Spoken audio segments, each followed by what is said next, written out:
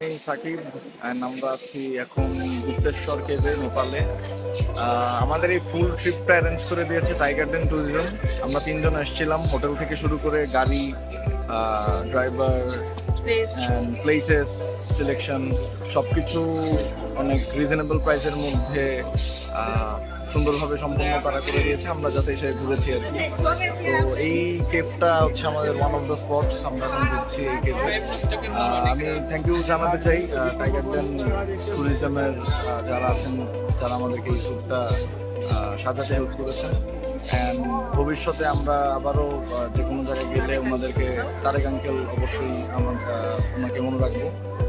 আর আমি আশা করি আপনারাও এখানে টাইগার ডেন ট্যুরিজমের মাধ্যমে আপনাদের ট্যুর প্ল্যান করবেন।